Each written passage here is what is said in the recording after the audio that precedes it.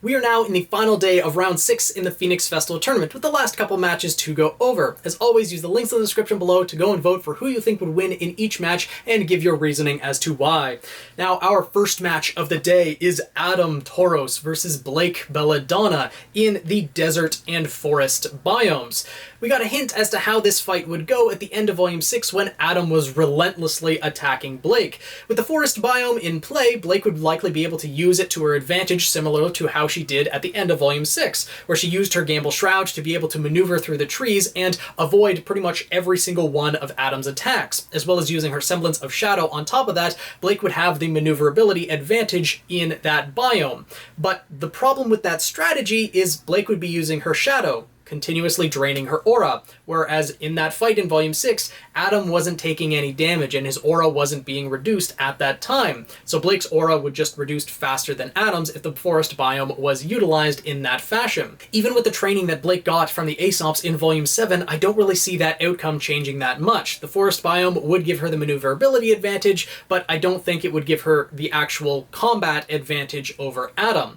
And once it gets to the open stage or into the desert biome where Blake doesn't have that maneuverability anymore, she's just at a disadvantage. Adam is the more skilled fighter when it comes to close combat and actually fighting with a blade. Adam's fighting style, fighting with his wilt and blush, quickly drawing wilt from its scabbard and dealing damage either with the blade itself or with his semblance of Moonslice, would be enough to overwhelm Blake. And if Blake decided to fight Adam from afar using the gun function of Gamble Shroud, then Adam would just be able to charge up his semblance and use that against Blake. The one advantage that Blake would have, though, is she would be able to bring Dust with her into battle, so when using her semblance of shadow, she could use the elemental capabilities of that, creating electricity dust, possibly being able to electrocute Adam when he goes to strike her, and possibly being able to make him drop his weapon, or the fire dust that would explode on contact, or ice dust, freezing Adam in place for a couple moments, or earth dust, gravity dust, etc. There's a number of different ways that Blake could use Dust and her clones to her advantage,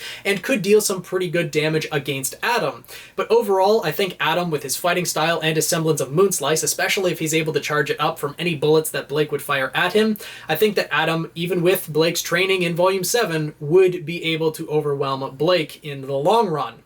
But let me know what your thoughts are down in the comments below as to who would win between Adam and Blake. I still think that Adam has the advantage, but maybe you guys think differently. And then we move to our first teams match of the day, where we have Team Juniper versus Team Funky in the anti-gravity and forest biomes. Team Juniper, of course, consisting of Jean Arc, Nora Valkyrie, Pyrrha Nikos, and Lai Ren, and Team Funky consisting of Flint Cole, Neon Cat, Cobalt, and Ivory. We got a hint as to how this fight would go in Volume 7, actually, where Team Juniper had a clean sweep victory over Team Funky, except instead of Pyrrha, they were fighting with Oscar. And in that fight, Oscar did not have his semblance, and he's one of the more inexperienced fighters of the group as of that point, and he was able to overwhelm Cobalt. So even though we don't know much about Cobalt or Ivory, we do know that Oscar can beat Cobalt 1v1, and I would certainly assume that at this point in the RWBY series, Pyrrha, even in Volume 3, would be able to overwhelm Oscar without too much difficulty, and likely, not knowing Cobalt's weapon or semblance, Pyrrha would be able to overwhelm Cobalt as well, or Ivory in that matter, using her semblance of polarity, being able to manipulate his whip. Flint Cole's trumpet would be able to be manipulated with polarity as well. I feel like that would be a really bad matchup for Flint, because I can only imagine what having a piece of metal or a metal weapon next to your teeth and then having someone pulse magnetism and have that slam into your face. I think that Flint might even be missing a couple teeth after this fight, but overall I do think that Team Juniper has the experience and the skill necessary to be able to beat Team Funky without that much difficulty. Neon, fighting in the forest and anti-gravity biomes, wouldn't really have as much mobility as she'd be used to. I would assume that the anti-gravity biomes are kind of home turf for Team Funky, being from Atlas and having the facilities at Atlas Academy to fight in that we saw in Volume 7, so I think Neon might be able to maneuver around the anti-gravity biome fairly fairly easily, but the forest biome with the grass wouldn't really work well with rollerblades, and the trees on top of that might not really make for great terrain. So I don't think that Neon would have as much mobility as she might be used to, and then there's also the fact that Zhang has his semblance of Aura Amp to boost Pyrrha's polarity or Nora's strength. So however this match would play out, I think that Team Juniper has the clear advantage, especially considering we don't know Cobalt or Ivory's semblances, and we don't really know Cobalt's weapon either. Ivory does fight with a whip, but beyond that, we're not really sure. We may get more in Volume 8, but for now,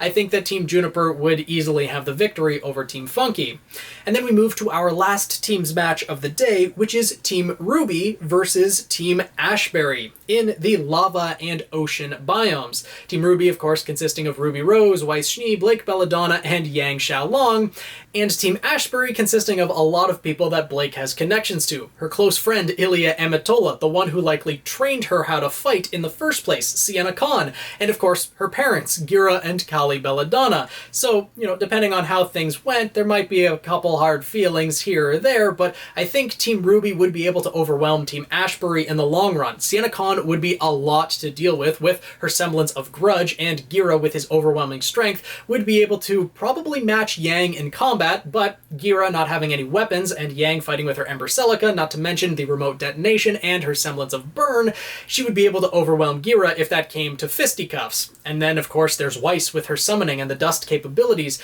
likely being able to overwhelm Sienna from a distance, RWBY having the sniper function, and with her Crescent Rose, Kali would likely go down first, followed by Ilya. Ilya with her Lightning Lash could potentially disarm some members of Team RWBY, given that her Lightning Lash has lightning dust in it, and all of Team RWBY fights with metal weapons. So if Ilya is able to, wrap the tip of the whip around Crescent Rose, or Gamble Shroud, or even around Yang's metal arm, for example, that could be quite painful if Ilya is able to electrocute one of them. So there is a couple ways that Ilya would be able to fight back. Sienna with her semblance of grudge, increasing her own power as more members of her own team get knocked out, and more members of Team RWBY have their aura reduced. Sienna likely has to stay close to people for her semblance to activate though, so if Team RWBY is able to keep their distance, as all of them do have ranged functionality with their weapons, and likely if Weiss just sent her summon into battle, I don't really think a summon would be able to activate Sienna's semblance in that way, but there are a couple interesting matchups that could happen in this fight, but I think Team RWBY, with their cohesion and teamwork that was displayed in Volume 7 and the training they've had from the Aesops in Volume 7,